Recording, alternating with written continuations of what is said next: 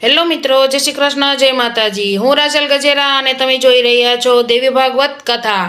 આજે આપણે આજે ત્રીજા વિશે વાત કરીશું, પણ એ પહેલાં હું તમને થોડીક વાત કરવા માગું છું કે આ ચેનલ મેં કેમ બનાવી। તો મારા મમ્મી છે એ બહુ બીમાર રહેતા હતા, પણ પછી હું દરરોજ એક કોઈ પણ ભાગવતનું વાંચન કરું, એક ભાગવત કોઈ પણ પૂરું કરું તો હું શ્રીમદ ભાગવત પહેલાં વાંચતી હતી। શ્રીમદ ભાગવત મારે પૂરું થયું તો મેં એક દિવસ વાત કરી કે હું દેવી ભાગવત સ્ટાર્ટ કરવાની છું। તો મારા મમ્મીએ કીધું કે મને પણ સંભળાવજે। તો મેં કહ્યું હા, હું કોલ કરીશ, તમારે કોલ રિસીવ કરવાનો અને સાંભળવાનું। તો એને પણ એટલી ખુશી હતી ને સાંભળવાનો ઉત્સાહ હતો, એટલે મને પણ થયું કે ચાલો રોજ એને હું પણ સંભળાવું। તો એવી રીતે એને થોડીક ઓછું એવું બધું ગમે। તો મેં એક દિવસ ટ્રાય કરી કે જોઉં કે આને કેટલો ભાવ છે। જો ભાવ હોય તો જ દેવી ભાગવત સંભળાવાય, બાકી નહીં સંભળાવાનું। તો મેં પછી એવી રીતે કરી અને પછી હું છે ને ગમે ત્યારે એને કોલ કરીને કહેતી। ક્યારેક સવારે 10 સાડા 10 હું કોલ કરીને કહું કે ચાલો આપણે વાંચન કરવું છે, તો કે હા રેડી, ત્યારે એ રેડી થઈ જતી। અને વળી હું બપોરે પણ ગમે ત્યારે કોલ કરીને કહું કે આપણે વાંચન કરવું છે તો એ રેડી થઈ જતી। એટલે મને થયું કે નહીં, આ એકદમ એક્સાઇટેડ છે, એને સાંભળવું છે, એનામાં ભક્તિભાવ છે, એટલે મેં એને રોજ દેવી ભાગવત સંભળાવવાનું સ્ટાર્ટ કર્યું। દેવી ભાગવતનો 2 ભાગનું છે, તો એક ભાગ હજી તો મેં વાંચ્યો અને પૂરો ન થયો ત્યાં જ એની તબિયતમાં બહુ સારો ફેર પડી ગયો। એ એક ભાગ પૂરો થયો ત્યાર પછીથી મેં નથી સાંભળ્યું કે એને ક્યારેય મને એમ કીધું હોય કે મારી તબિયત બહુ ખરાબ છે, કે મને આમ થાય છે કે તેમ થાય છે। નહીંતર તો રોજ સવારે રાત્રે આખી રાત ઊંઘ ન આવે અને રોજ સવાર પડે તો એને તબિયત સારી જ ન હોય। એના ફેસ પર પણ એટલો ગ્લો આવી ગયો છે અને બહુ તબિયત પણ સારી રહે છે।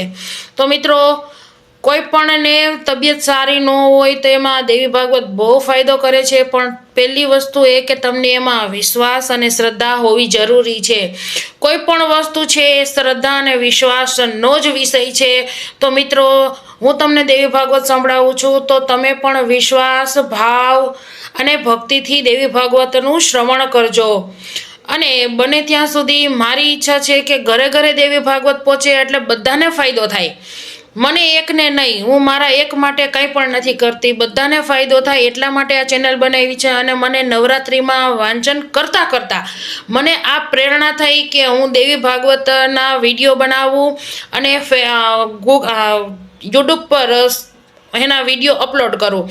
એટલે મારી પ્રેરણા નથી, પણ આ ભગવતીની પ્રેરણાથી જ મેં આ સ્ટાર્ટ કર્યું છે। શરૂઆતમાં તો મને વિડીયો બનાવતા પણ નહોતા આવડતા, પણ હવે મેં ધીમે ધીમે કરીને તમારા બધાના સારા માટે, કલ્યાણ માટે મેં આ યુટ્યુબની ચેનલ સ્ટાર્ટ કરી છે। તો બને એટલો મને સપોર્ટ કરજો અને ભગવતી તમારું પણ કલ્યાણ કરે। હવે મિત્રો, તમારો વધારે સમય ન બગાડતા આપણે દેવી ભાગવત તરફ આપણે જઈએ। દેવી ભાગવત કથા અધ્યાય 3, માતાજીની અદ્ભુત શક્તિનું રહસ્ય। તમારા જીવનમાં સમસ્યાઓ કેમ આવે છે? શું એ માત્ર ભાગ્ય છે કે કોઈ દિવ્ય યોજના? દેવી ભાગવતનો 3 અધ્યાય આ સવાલનો જવાબ આપે છે। દેવી ભાગવતના 3 અધ્યાયમાં એક અત્યંત અગત્યનો પ્રસંગ આવે છે। સૃષ્ટિની શરૂઆત થઈ ગઈ હતી, બ્રહ્માજી સર્જન કાર્યમાં વ્યસ્ત હતા, પણ એક પ્રશ્ન એમના મનમાં હંમેશા ઘૂમ્યા કરતો, મને આ સર્જન કરવાની શક્તિ ક્યાંથી મળી? એ સમયે બ્રહ્માજી ગાઢ ધ્યાનમાં બેસેલા, ત્યાં ધ્યાનમાં તેમને એક દિવ્ય પ્રકાશ દેખાય છે। એ પ્રકાશ ધીમે ધીમે એક દિવ્ય સ્વરૂપમાં પરિવર્તિત થાય છે। એ સ્વરૂપ આદિશક્તિ માતા ભગવતીનું। માતા હળવા સ્મિત સાથે કહે છે, હે બ્રહ્મા, તમે જે સર્જન કરો છો તે મારી શક્તિથી જ શક્ય છે। બ્રહ્માજી નમન કરે છે અને સમજાઈ ગયું કે સૃષ્ટિનું મૂળ તત્વ શક્તિ છે।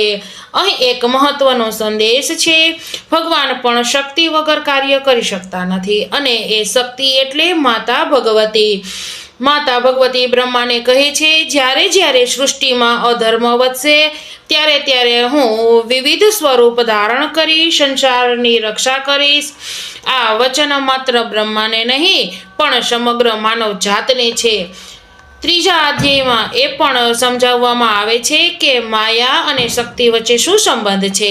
માયા એટલે આપણને સત્યથી દૂર રાખે છે, પણ એ માયા પણ માતાની જ રચના છે.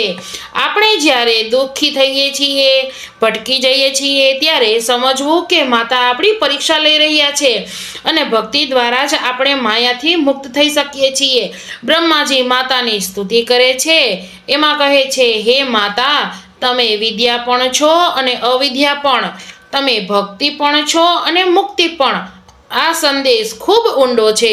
જીવનમાં જે કંઈ પણ સુખ, દુઃખ, હાસ્ય, આંસુ બધું માતાની ઈચ્છા મુજબ જ છે.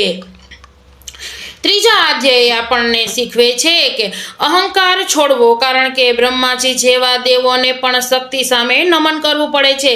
જો આપણા જીવનમાં સમસ્યાઓ આવે તો એ ડરવાનો વિષય નથી, એ માતાની કૃપા મેળવવાની તક છે. ભક્તિ એટલે ખાલી દીવો બાળવો નહીં, ભક્તિ એટલે સંપૂર્ણ સમર્પિત થઈ જવું. જ્યારે આપણે દિલથી જય માતાજી કહીએ છીએ ત્યારે માતા આપણા જીવનમાં અદ્રશ્ય રીતે કાર્ય કરવાનું શરૂ કરે છે. આવી જ આધ્યાત્મિક કથાઓ માટે રાજલ ગજેરા ચેનલને લાઈક કરો, શેર કરો, ચેનલને સબસ્ક્રાઈબ કરો અને મિત્રો બને એટલું શેર કરો કે જેથી ઘરે ઘરે લોકોને દેવી ભાગવતનો મહિમા સાંભળવાનો મોકો મળે. જય શ્રી કૃષ્ણ, જય માતાજી.